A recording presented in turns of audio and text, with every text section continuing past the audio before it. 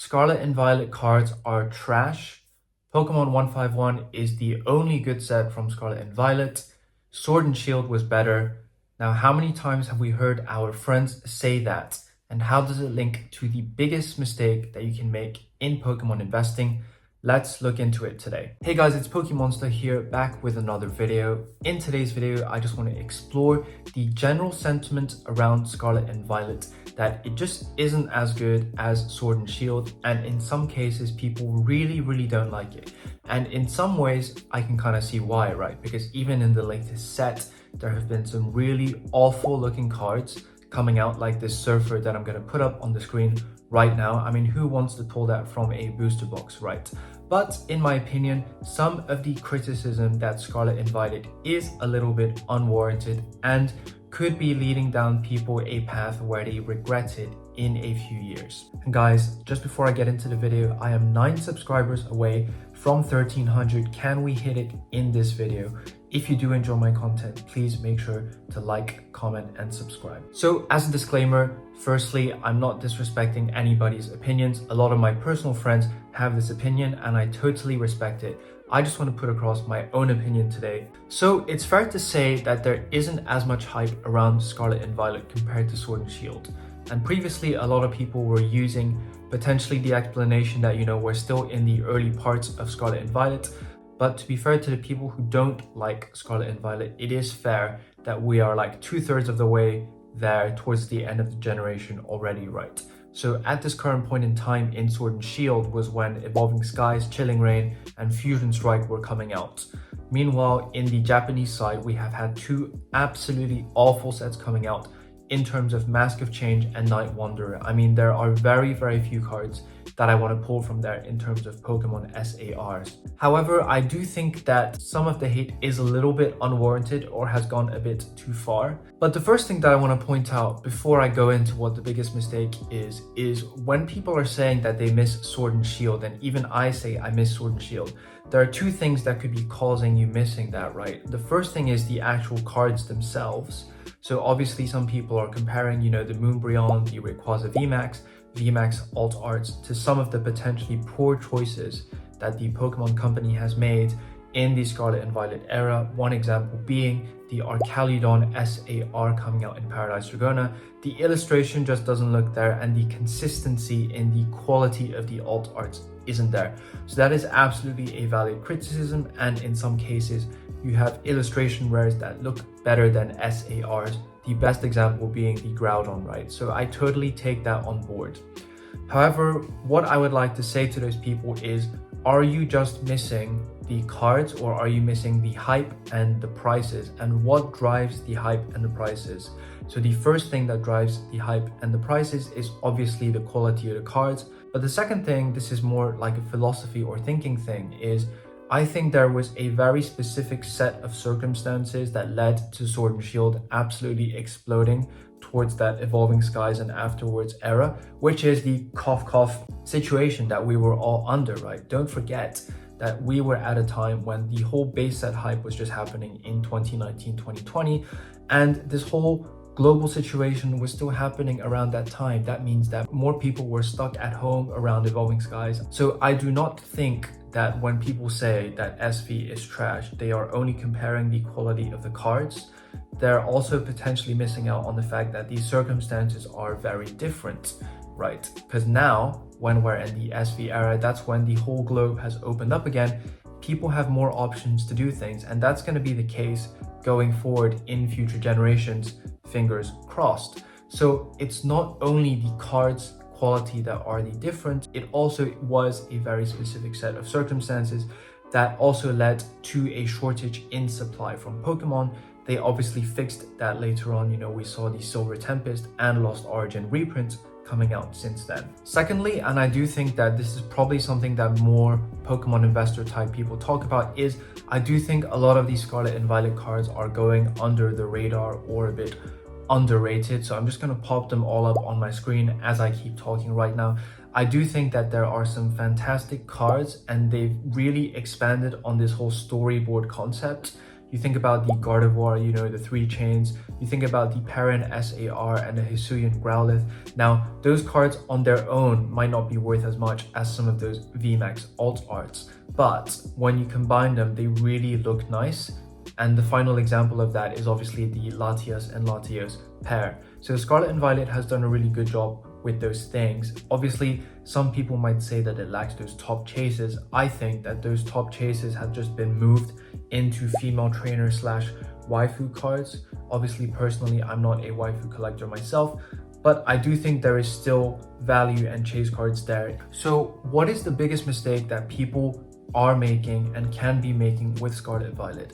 The biggest mistake you can make is let yourself get caught up in the general market sentiment that Scarlet and Violet is absolutely trash, and let that stop you from actually investing in its products. If we look back at any generation of Pokemon that's been out since before Scarlet and Violet, is there any single era that you say, oh, I had too many boxes of this set, I had too many boxes from the Sun and Moon era, I had too many boxes from the XY era, Diamond and Pearl, Black and White? There is not a single generation of past Pokemon that people regret having too much of. Even Crimson Invasion, obviously people use it as the example, is around £250 a box.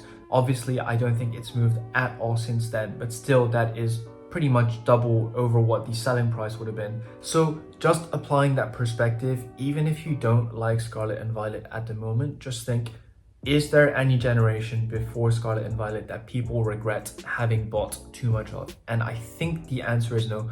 Personally, it's a no, because like I always wish I picked up more, you know, Black and White, Diamond and Pearl, you know, Heart Gold, Soul Silver. So just applying that perspective logically myself, although the past does not predict the future, I do not see any major reason why the same thing will not happen to Scarlet and Violet.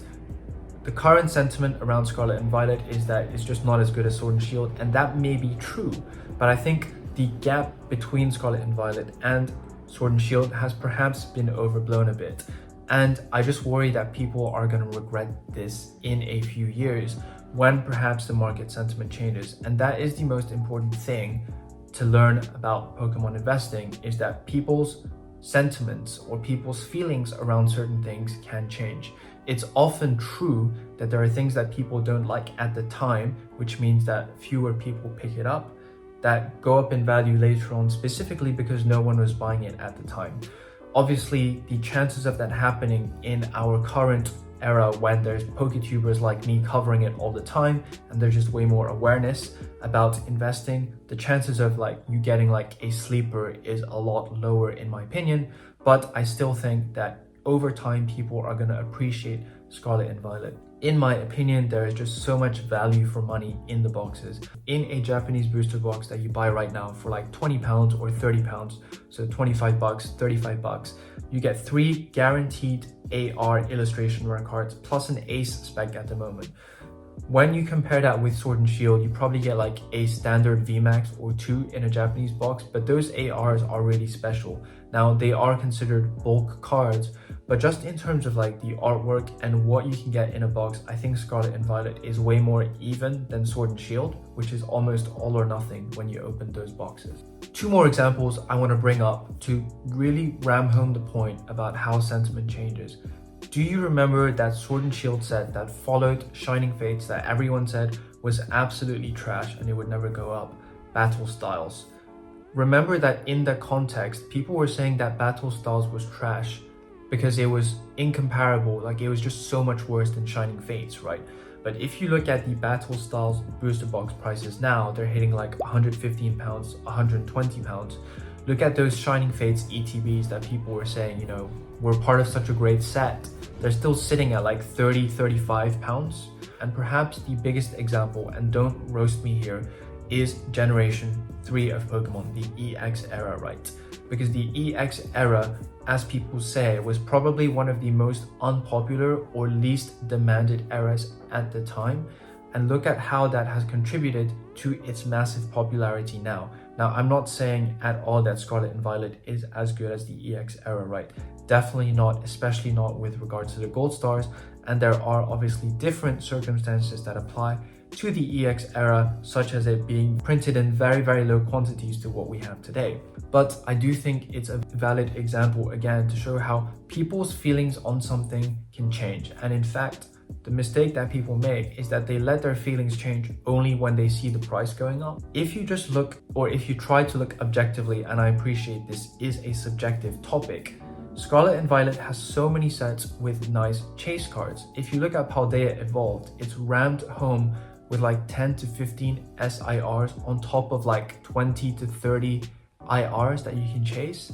So when you just look at the value proposition of these sets, I just think that they are fantastic. The final point that I want to make is that we really have not seen the best of Scarlet and Violet yet. So we've already had Pokemon 151 come out, which is a fantastic set in the first year of Scarlet and Violet. But in the coming months, I do think that we're going to see some very, very good sets leading into the end of Scarlet and Violet. When I compare that to Sword and Shield, I actually think that Sword and Shield peaked for me in its second year when you had Chilling Reign, Evolving Skies, and Fusion Strike. You know, Brilliant Stars, Astral Radiance, Lost Origin, and Silver Tempest, all great sets. You know, they have trainer galleries, but the big thing that they are missing is VMAX alternate arts, which they took away from Brilliant Stars onwards. Whereas here with Scarlet and Violet, because of how bad Mask of Change and Night Wanderer, so basically Shrouded Fable and half of Twilight Masquerade, have been, I do think that with Surging Sparks, with Battle Partners, with the Team Rocket set, and Legends ZA coming out in 2025, we are possibly going to see the return of Mega Evolutions, everyone's favorite gimmick. I do think we are in for a strong run to the finish. Obviously, I forgot to mention Crown Zenith as well in Sword and Shield being a great set, of course. But I think that the peak has been switched around between Sword and Shield and Scarlet and Violet. Scarlet and Violet, I think, is going to peak in the next 12 to 15 months leading into the end of the generation. Obviously, it's your own money, you decide what you want to do, but in my opinion, please do not let the current market sentiment stop you from investing in Scarlet and Violet. We are already seeing changes in the sentiment, right? Like if you just look at Twilight Masquerade, people when it first came out said it was absolutely trash. The second they saw that the Eevee IR and the Greninja were worth money, they're like, oh my god, it's an amazing set. At the core of it though, even without the price changes, those cards are awesome cards. So there are definitely some really good cards in Scarlet and Violet. And in a few years, I think people will look back at this era with a great amount of fondness. So that's pretty much all I wanted to cover for today. The Wembley card show is happening towards the end of next week, so I might post a video midweek, the week following that. Hopefully you enjoyed today's video. Let me know what you guys think, and happy collecting.